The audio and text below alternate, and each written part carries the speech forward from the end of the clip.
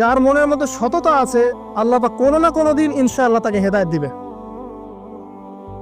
এটা আমরা আমাদের অভিজ্ঞতা থেকেও দেখেছি।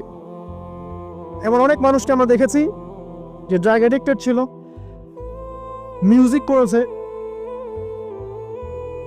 হারাম সম্পর্কের মধ্যে ছিল, নামাজ ঠিক মতো পড়ে নাই, কিন্তু যখনই আল্লাহর কথা আলোচনা হতো দেখতাম সে খুবই শান্তভাবে মন থেকে কথা শুনছে। কথা শুনতে শুনতে শুনতে একদিন মাশাআল্লাহ এখন দেখবেন যে চিল্লা দিয়ে বেড়াচ্ছে বিভিন্ন মসজিদে। আল্লাহ হেদায়েত দিয়েছে, সব ছেড়ে দিয়েছে। এরকম মানুষের অভাব নাই কিন্তু সমাজে। তো এখানে আল্লাহ পাকের রহমত বা দয়ার একটা উজ্জ্বল দৃষ্টান্ত দেখতে পারবেন। ঠিক এরকম আরো একটা ঘটনা আছে বনু ইসরাইলের। এক ব্যক্তি এত পাপ করেছে যে শেষে মৃত্যুর সময় সে সন্তানদেরকে ডাকছে, ডেকে বলছে যে আমি যখন মারা যাব আমার লাশটাকে তোমরা কবর দিও না, যদি আল্লাহ পাক আমাকে ধরতে পারেন তাহলে খবর আছে আমার। কি করতে হবে? সে বলছে যে আমার দেহটাকে তোমরা পুড়িয়ে ফেলবে এবং পুড়িয়ে ফেলার পরে ছাইগুলোকে একত্রিত করবা, করে অর্ধেক ছাই সমুদ্রে ভাসিয়ে দিবা, অর্ধেক ছাই বাতাসে উড়িয়ে দিবা। সন্তানরা তাই করলো। মৃত্যুর পর আল্লাহ পাক এই সমুদ্র এবং জমিনকে বাতাসকে আদেশ করলেন যে তোমরা ছাই জড়ো করে দাও। আর মানুষ আর জিন আল্লাহর কথা না শুনলেও এই প্রকৃতি আল্লাহ পাকের কথা শোনে। বিজ্ঞান বলে প্রকৃতি থেকে সব হচ্ছে। কি প্রকৃতি? প্রকৃতি কি, কাকে বলে? মানুষকে আল্লাহর ইবাদতকে বাদ দিয়ে প্রকৃতি পূজায় নিয়ে গেছে। এই পুরো প্রকৃতি আর মহাবিশ্ব এক আল্লাহর ইবাদত করে। কে সৃষ্টি করলো প্রকৃতি? প্রাকৃতিক ভাবে হয়েছে সবকিছু বলে, আল্লাহ থেকে হয়েছে বলা যাবে না। বললে আপনি মৌলবাদী হয়ে যাবে। আল্লাহ শব্দ ইউজ করলে আপনি মৌলবাদী হয়ে যাবে। ধর্মতাত্ত্বিক শব্দগুলোকে আস্তে আস্তে উঠিয়ে দেওয়া হয়েছে।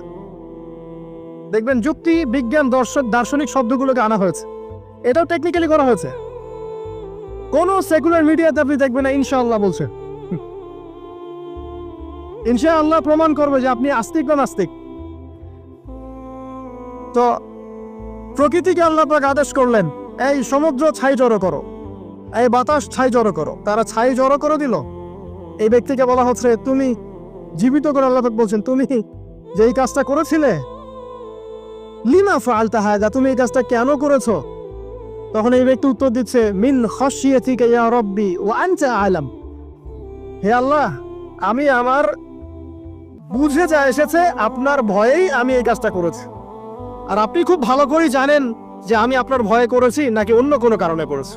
মানে আপনি আমার মনের কথা জানেন। আল্লাহ পাক তাকে মাফ করে দিলেন।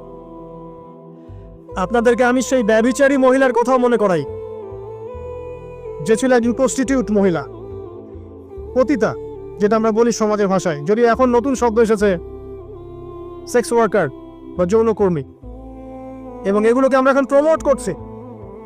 আমরা এখন অশ্লীলতাকে প্রমোট করছি।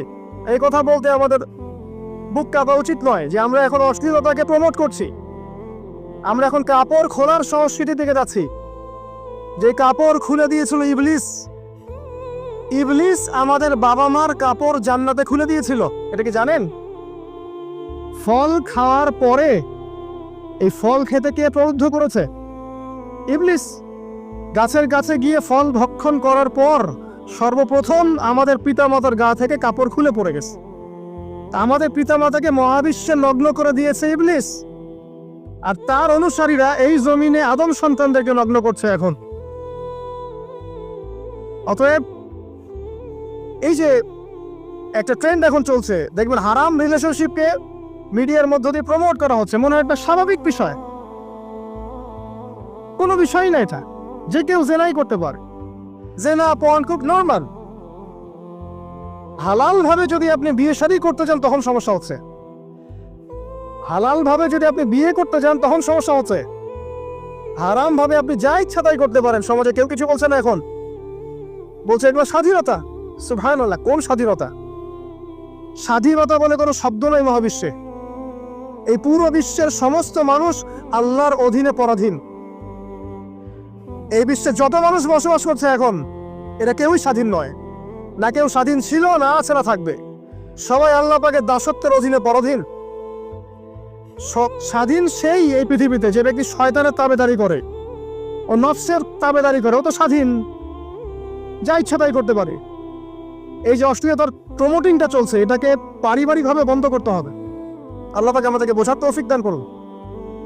এগুলো যত বাড়বে সমাজে মহামারী আসবে, দেখে নিয়ে মহামারী আসবে, দুর্ভিক্ষ আসবে, সমাজে এমন সব রোগ ব্যাধির জন্ম হবে যেগুলো নামও শোনে নাই মানুষ কখন, এবং সামনে ভূমিধস অপেক্ষা করছে, এগুলো আসবে। যাই হোক, ওই মহিলা, যে ব্যক্তি একজন যৌনকর্মী ছিল বা যেটা আমরা বলি ব্যভিচারিণী মহিলা ছিল, একটা কুকুরকে দেখেছে সে পানি পান করার জন্য তৃষ্ণার্ত, সে এটাতে মায়া করে দয়া করে তার মোজাটাকে নামিয়ে এই কূপ থেকে পানি উঠিয়ে কুকুরকে পান করিয়েছে। এই একটা কাজের বদৌলতে আল্লাহ রাব্বুল আলামিন এই ব্যভিচারী মহিলাকে মাফ করে জান্নাত দিয়ে দিয়েছে।